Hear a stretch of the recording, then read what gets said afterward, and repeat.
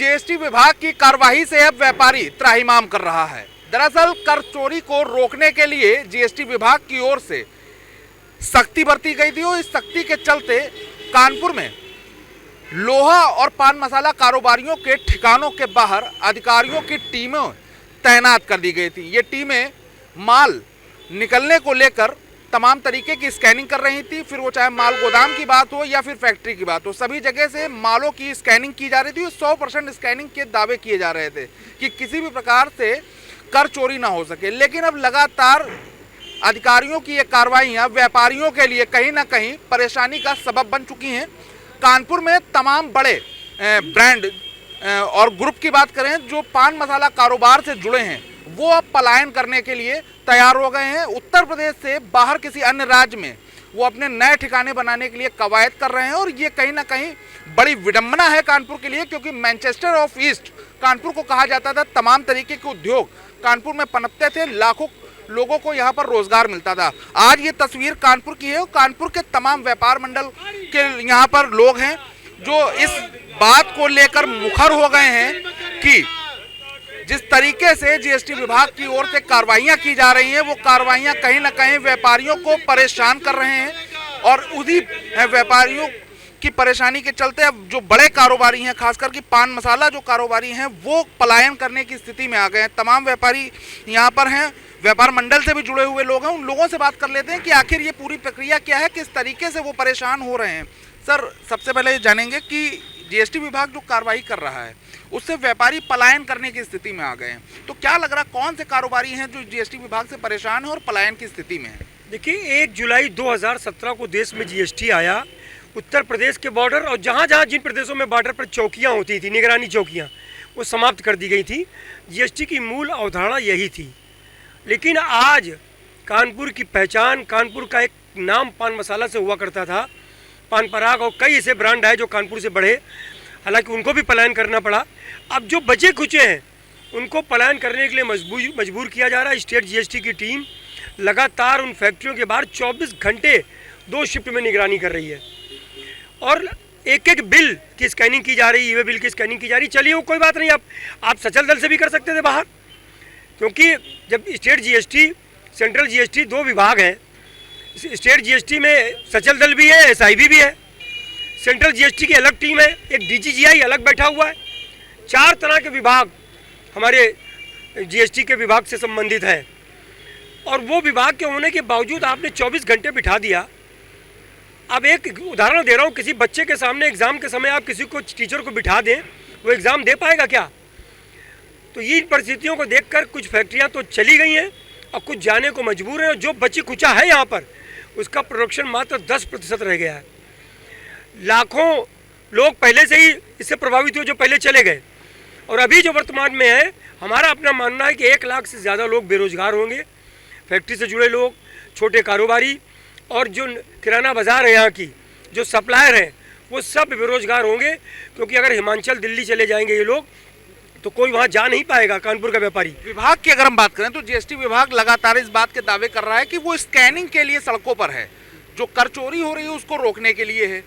तो फिर अगर वो सही कार्रवाई कर रहे हैं तो फिर आप लोग को परेशानी नहीं होनी चाहिए। जीएसटी में कर चोरी के लिए स्कैनिंग करी जा रही है, क्या स्कैनिंग के अलावा किसी प्रकार की कोई समस्या अधिकारी पैदा कर रहे हैं क्या? सड़क पर जांच करें, कोई मनाही नहीं है। सड़क पर करते ही रहे सचल दल के माध्यम से, पहले भी बॉर्डर पे करते रहे। हमारा विरोध शहर के अंदर होता था, अब हाईवे पर, बाईपास पर कहीं भी जांच करिए, कोई विरोध नहीं होता है। सड़क पर स्कैनिंग आप करते हो, गाड़ियाँ पकड़ते हो, एसआईबी आपके पास है। हर पान मसाले वाले क्या साल में एक बार एसआईबी की रेट अलग पड़ती है, वो जांच करते ही करते हैं। तो इसको बिठाने का क्या मकसद है? इसका मतलब आप पुराने दौर में जा रहे हो। एक तरफ ईज़ ऑफ डूइंग बिजनेस कहा जाता है, उत्तर प्रदेश नंबर 2 था एक समय देश में ईज़ ऑफ डूइंग बिजनेस पर, और आज आप उत्तर प्रदेश कानपुर को ख़त्म करने का प्रयास, उसके उद्योग को ख़त्म करने का प्रयास। तो हम कानपुर वासी पहले हैं, बाद में उद्यमी व्यापारी हैं। हम सब मान के चल रहे हैं कि कानपुर, देखिए, एक मैंने पहले भी कहा कि जीएसटी जब देश में आया तो 150 से ज़्यादा देशों में जीएसटी पहले से लागू था। उसी अवधारणा पे आया जो 150 देशों में पहले से लागू था। वहाँ कहीं पर भी ऐसा नहीं है कि फैक्ट्री के बाहर किसी को आप बिठा दो, अधिकारियों को, और एक एक कागज़ की स्कैनिंग करो। ये जो चल रहा है वर्तमान में, ये बिल्कुल जीएसटी की मूल अवधारणा के खिलाफ है और हम इसका विरोध करते हैं। हमने भारत सरकार के प्रधानमंत्री हमारे माननीय नरेंद्र मोदी जी, केंद्रीय वित्त मंत्री निर्मला सीतारमण जी, उत्तर प्रदेश के हमारे मुखिया योगी आदित्यनाथ जी, सबको पत्र मेल किया है। अब हम सामूहिक रूप से हजारों लोग पत्र को मेल करेंगे कानपुर से। कानपुर की पहचान, कानपुर की एक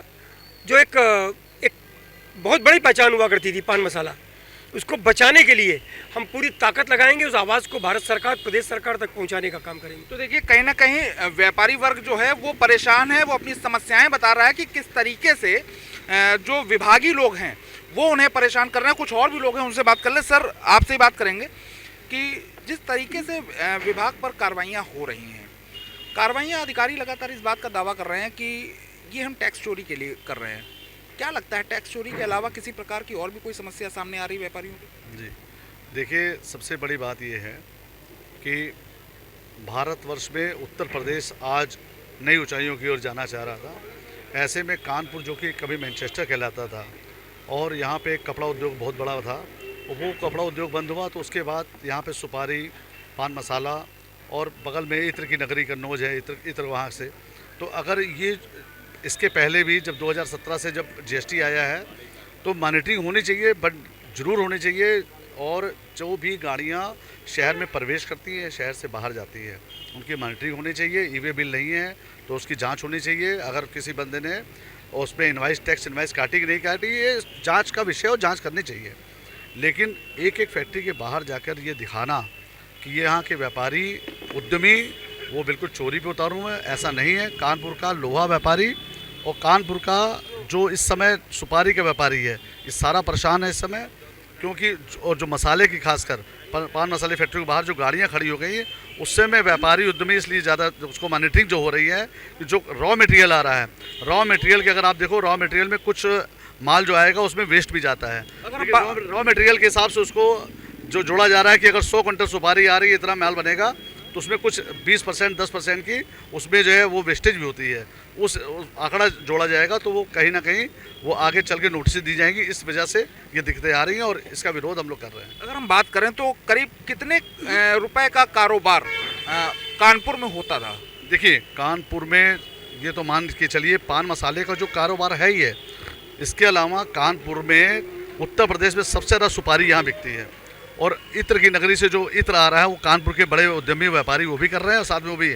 तो ये करोड़ों रुपए का व्यापार था जो 10% का प्रोडक्शन बचा है और ये कारोबार कानपुर शहर से बाहर जा रहा है। तो अगर जिस जीएसटी कलेक्शन के लिए एक अधिकारी के द्वारा ये किया जा रहा है, वो कहीं ना कहीं कलेक्शन कम होगा। क्योंकि जब फैक्ट्रियाँ ही नहीं बचेंगी, यहाँ के उद्यम व्यापारी बचेगा नहीं, तो जीएसटी कलेक्शन जीरो हो जाएगा। और ये व्यापार यहाँ के कुछ ऐसे अधिकारी हैं जो दबी जुबान में बोल रहे हैं, वो आपके सामने नहीं आके कह सकते, लेकिन वो ये कह रहे हैं कि टैक्स कलेक्शन में बहुत तेजी में गिरावट हुई है और ये मॉनिटरिंग जैसी हटाई जाएगी फिर से पुनः व्यापार चलेगा। लेकिन ऐसे मॉनिटरिंग करना ठीक नहीं है। तो देखिए, जिस तरीके से टैक्स कलेक्शन जीएसटी कर रही है, उस तरीके से जो उसका ग्राफ है वो कहीं ना कहीं डाउन हो गया है। और अगर ये कार्रवाइयाँ बंद हो गई तो फिर से एक बार सरकार को बड़ा रेवेन्यू मिलने लगेगा, इस तरीके का कहना। कुछ और भी लोगों से बात कर ले। सर, एक बड़ी समस्या, क्योंकि कारोबार कोई भी होता है तो बिना मजदूरों के नहीं होता है। क्या लगता है कि अगर यहाँ से सभी व्यापारी पलायन कर गए तो फिर मजदूरों का क्या होगा? यही तो एक समस्या है। पान मसाले की आड़ में कानपुर को बर्बाद करने की जो साजिश चली जा रही है, वो बहुत ही कानपुर के लिए दुर्भाग्य है ये। और मसाले से मेरे ख्याल से कम 10 प्रोडक्ट ऐसे हैं। एक पैकेजिंग वाले हैं, हमारे 4-5 लोग हैं, उन्होंने कहा मेरा पूरा व्यापार बंद हो गया। सुपारी वाले, कत्थे वाले, परफ्यूम वाले सब बर्बादी की तरफ चले जाएंगे। और राजस्व जो हमको कानपुर में देता था, एक हमारे माननीय मुखिया जी, योगी जी कहते हैं कि कानपुर राजस्व में नंबर 1 है। तो पान मसाले की बहुत बड़ी देन है, जो हम लोग पान मसाले की वजह से हम लोग इतने आगे बढ़े हुए हैं। और इसमें जो नुकसान हो रहा है उसको ऊपर वाले जाने और अधिकारी जाने कि क्या होगा इसमें। कितना मजदूर प्रभावित होगा अगर कारोबार यहाँ से पूरी तरीके से बंद हो गया? वैसे भी बेरोजगारी को आप लोग खुद ही देख रहे हैं, कोरोना के बाद क्या हो गया है। किसी व्यापार में कोई दम नहीं रह गई है।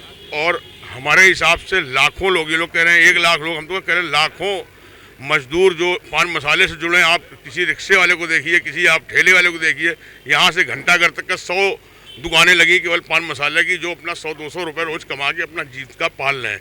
वो सब एक तरीके से पलायन हो जाएगा। तो देखिए, कहीं ना कहीं पलायन की स्थिति बड़ी गंभीर बनी हुई है। एक सवाल आपसे और करेंगे कि अगर ऐसी स्थिति बन गई तो फिर आप लोगों की तरफ से क्या कदम उठाया जाएगा? देखिए, हम लोगों ने तय किया है कि परसों 18 तारीख से कानपुर की हृदय स्थली है घंटाघर, भारत माता प्रतिमा, सब थोक बाज़ार वहीं से लिंक्ड है, सब लिंक वहीं से है। हम लोग वहीं पर सैकड़ों लोग एकत्र हो रहे हैं और हमारा टारगेट है कि परसों 10,000 लोग कानपुर से मेल करें। हालांकि वहाँ संख्या उतनी नहीं होगी, लेकिन सैकड़ों लोग इकट्ठा होंगे और पूरे कानपुर से हम आह्वान करेंगे कि जो एक पत्र हम बनाएंगे, एक प्रिस्क्राइब लेटर होगा, पत्र होगा, ज्ञापन होगा, उसको प्रधानमंत्री जी को, मुख्यमंत्री जी को और केंद्रीय वित्त मंत्री को, तीनों को लोग मेल करें, कानपुर के लोग हर घर से, कि कानपुर के उद्योग को, पान मसाला उद्योग को, जो हमारी पहचान हुआ करती थी, और लोहा को भी परेशान किया जा रहा है, उसको बचाने के लिए हर आदमी अपने घर से, कानपुर में लगभग 10 लाख घर हैं, हमारी कोशिश होगी कि हर घर तक हम कोशिश करें कि पहुँचे, सब लोग मेल करें कि कानपुर की पहचान है, बहुत लोग उससे जुड़े हुए हैं। जैसा कि आपने कहा, मजदूर, कर्मचारी और कई जो उससे जुड़े हुए अधिकारी हैं और छोटे छोटे दुकानदार जो चौराहे चौराहे पर दुकानें हैं, उन सब लोग प्रभावित होने जा रहे हैं।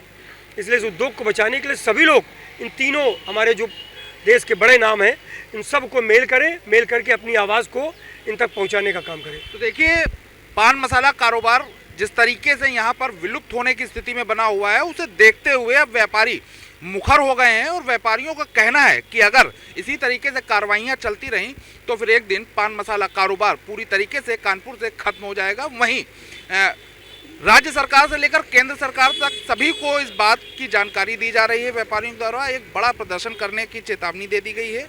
वहीं जहां एक ओर उत्तर प्रदेश सरकार लगातार उद्योग और व्यापार को बढ़ावा देने के लिए तमाम कार्यक्रम आयोजित कर रही है, तो वहीं दूसरी ओर विभागीय कार्रवाइयों से व्यापारी परेशान भी हैं और अब पलायन की स्थिति में भी हैं।